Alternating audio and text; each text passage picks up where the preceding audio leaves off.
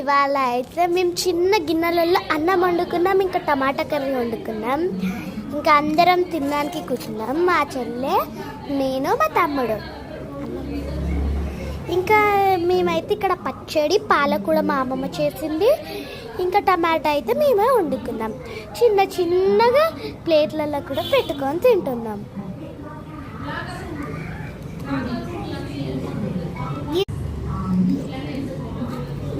మేము చేసిన టమాటా కూర కాబట్టి ఫస్ట్ మేమే ట్రై చేసాం. సూపర్ గాయస్, అసలు తింటే ముందు మంచిగా కూర్చొని చిన్న గిన్నెలలో వండుకున్నది మేమే తింటుంటే సూపర్.